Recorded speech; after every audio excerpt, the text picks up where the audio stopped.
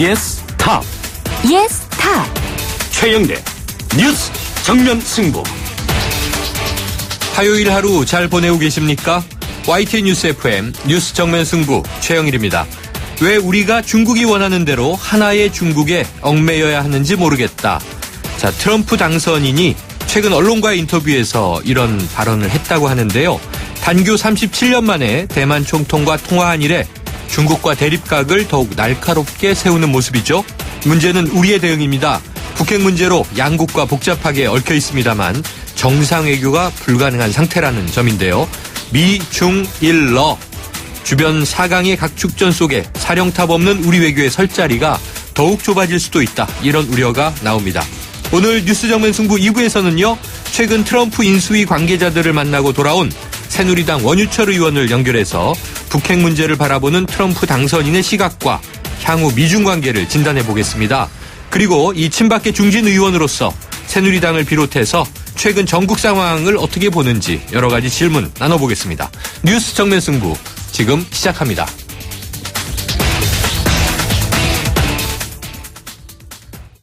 네, 이 새누리당의 분당 가시화되고 있는 걸까요? 이 비주류의 한 축인 김무성 전 대표가 새누리당을 탈당해서 신당을 만들지 고민하고 있다. 이렇게 털어놨는데요. 하루하루 숨가쁘게 돌아가고 있는 전국 상황을 YTN 추은호 해설위원과 함께 짚어보겠습니다. 안녕하십니까? 예, 안녕하세요. 자, 김무성 전 대표가 확정적인 말은 아니지만 그렇습니다. 새누리당의 탈당 그리고 신당 창당 이 가능성을 언급했는데요. 자, 어느 정도 구체화되고 있나요? 지금 그 새누리당 비박계의 축이 두 개가 아닙니까? 네. 한 축이 김무성 전 대표, 다른 한 축이 유승민 의원. 네. 그 김무성 대표 시절에 유승민 원내대표로 같이 일한 적이 있었죠. 지금은 친박에 맞서서 비주류의 두 축을 형성하고 있는데 이 둘은 좀 비슷한 듯 하면서도 다른 점이 꽤 있습니다. 네. 먼저 지역 기반을 보면요. 김무성 전 대표 PK를 네. 기반으로 하고 있지 않습니까? 유승민 의원은 대구 TK죠. 그리고 김무성 전 대표 경우에는 뭐 이미 대권 불출마 선언한 상태지만은 유승민 의원은 뭐 유력 주자 가운데 한 명으로 네, 여전히 네. 꼽히고 있고요. 그리고 이제 새누리당 탈당 문제 그리고 신당 창당 문제에 대해서도 김무성 대표가 가장 적극적입니다. 네. 하지만 유승민 의원은 최후까지 당에 남아서 당을 변화시켜야 된다. 이런 입장을 가지고 있는데요. 김무성 전 대표가 먼저 그 탈당 그리고 보수신당 창당 필요성을 강조하면서 먼저 치고 나갔습니다. 뭐 심각하게 고민하고 있다. 그리고 새누리당 지금 친박이 장악하고 있는데 어떤 변신에도 국민들이 믿지 않을 거다. 네. 그래서 지금 고민하고 있고 여론을 수렴 중이다. 뭐 이렇게 이야기를 했습니다. 그동안 김무성 전 대표가 보수신당의 길을 가겠다라는 표현 여러 번 네. 썼습니다. 여러 번 썼지만은 오늘 이 언급은 지금 뭐 친박 비박 간의 갈등이라든가 이런 상황을 봤을 때 정말 무게가 실려 있다. 정말 머지않아 분당이 가시화되는 것 아니냐. 네. 이렇게 예상해 볼 수가 있습니다. 자, 그럼 친박, 비박, 뭐 혹은 이제 주류, 비주류 간의 이 분당 이전에요.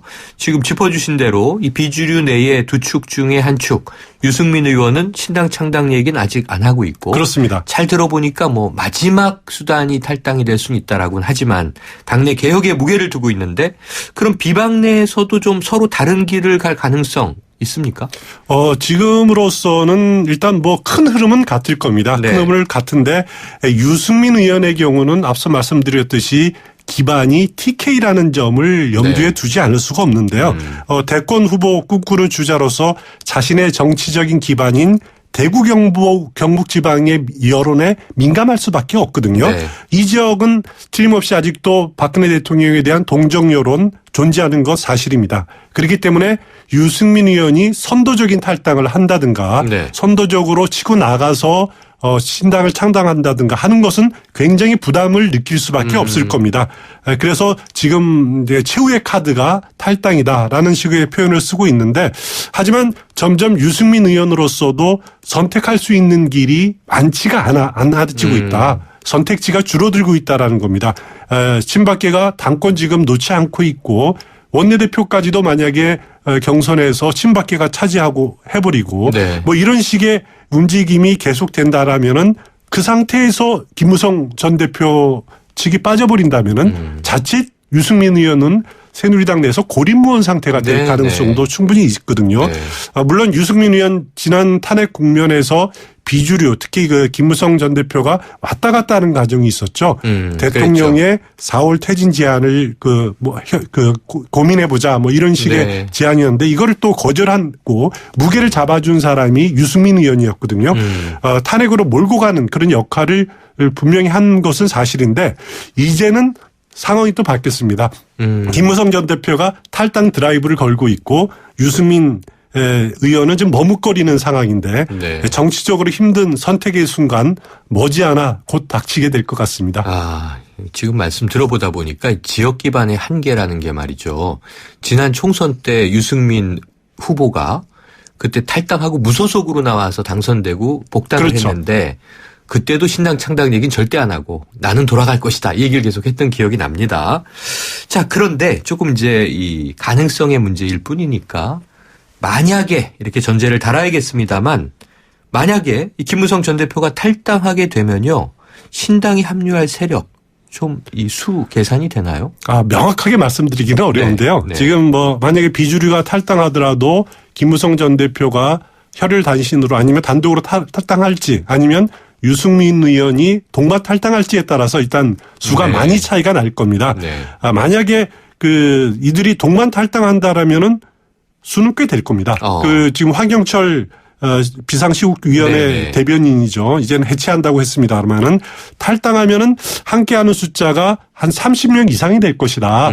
원내 교섭단체는 구성할 수 있을 거다. 이렇게 네. 뭐 전망을 하는 오늘 그 보도를 봤습니다만 그렇지만은 이런 점을 생각하게 됩니다. 비주류 모임에 참석한 것과 또 탈당이라는 황량한 그 벌판에 뛰어드는 것은 네. 근본적으로 다르거든요. 그리고 보수 정치를 했던 분들이 이렇게 지금 당장 총선이라든가 선거를 앞두고 자신의 공천을 위해서 탈당하는 것과는 네. 지금 또 다른 상황이기 때문에 실제로 어느 정도까지 탈당이 될지는 사실 좀 명확하게 말씀드릴 수는 없습니다. 네. 그리고 또 그 비주류 모임에 참석했던 비례대표 의원들 이들은 탈당하면 의원직을 상실하기 때문에 네네. 이들도 또 수에서 빼야 될 것 같고요.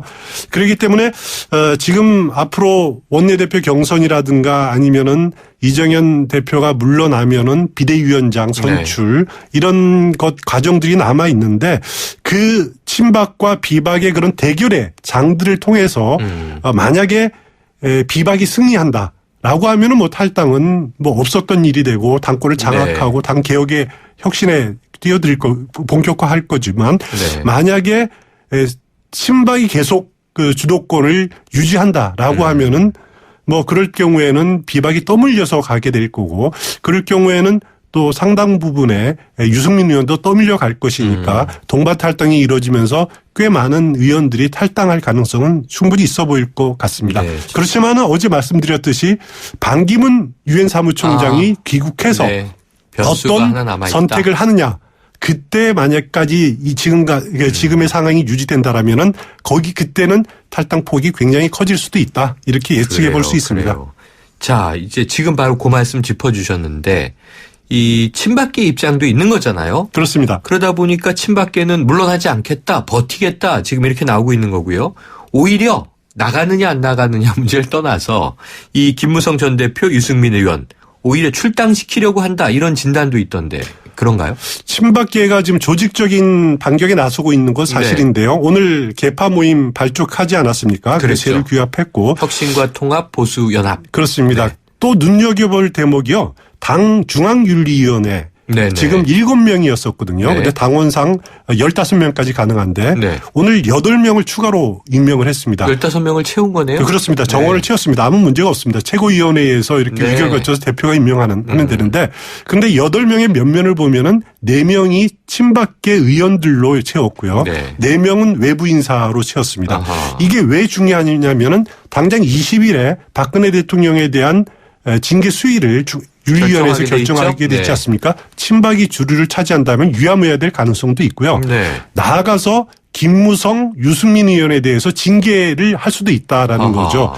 최악의 경우에는 그 제명 조치도 할 수 있다. 네, 네. 제명이라고 하면은 윤리위원회에서 이제 통과해서 의원총회 3분의 2를 거쳐야 되는데 물론 의원 3분의 2는 어려울 얻기는 어려울 수도 있습니다. 네. 하지만 다음 단계인 탈당 권유, 탈당을 권유하는 것은 윤리 차원에서도 할 수 있다라는 네. 유권 해석을 내릴 수도 있거든요. 물론 그것이 마찬가지로 제명과 마찬가지의 의원총회를 거쳐야 된다라는 주장도 있지만은 네. 해석이 좀 애매한 부분이 있는데 그렇기 때문에 어떻게 처리하든지 간에 친박 지도부가 이렇게 윤리위원회에 대거 친박 지도 인사들을 포진시킨 것 자체가 네. 완전히 당을 같이 하지 못하겠다.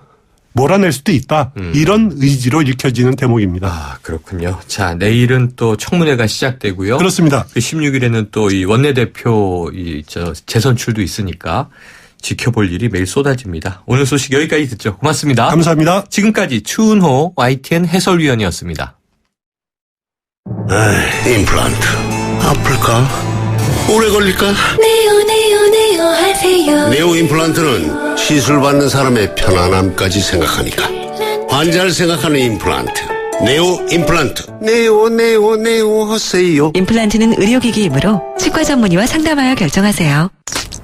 요즘 백수호 먹는 사람들이 다시 많아지고 있습니다. 식약처 검사 명령제로 더욱 믿고 먹을 수 있게 됐거든요. 지금 갱년기라면 검색해보세요. 백수호 검사 명령제. 백수호 믿고 먹는 세상에선 갱년기 아무것도 아닙니다. 갱년기엔 백수호궁. 문의 1544-9393. 건강기능식품입니다. 오염된 공기를 흡입합니다.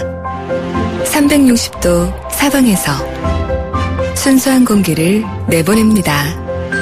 멈춰있지 않고 움직이며 구석구석 더 멀리. LG 퓨리케어 360도 공기청정기. 하이든과 슈베르트가 합창단 선후배인 동네 비엔나. 아인슈타인이 아침마다 커피를 마시던 동네 취리히. 천재들은 왜 이 도시에 푹 빠졌던 걸까? 유럽마저 반해버린 유럽. 대한항공 비엔나 취리히 주 3회 운항. Excellence in flight. Korean Air. 크리네어 테크. 크리네어 테크 집중기. 주물 작업, 연마 작업, 페인트 작업. 분진가스 냄새 연기 작업장 분진. 이 세상에 못 없애는 분진이 어딨어. 크리네어 테크 기술력이 끝내줍니다. 크리네어 테크. 크리네어 테크 집중기. 운전자 여러분, 커피도 시끄러운 음악도 소용없이 졸릴 땐 잠시 차를 대고 쉬었다 출발하세요. 여러분의 인생길에 봄날은 와도 졸음은 오지 말아야 하잖아요. 삼성화재와 함께 매일을 봄처럼 사세요. 당신의 봄 삼성화재. 1부는 여기까지고요. 2부로 돌아오겠습니다.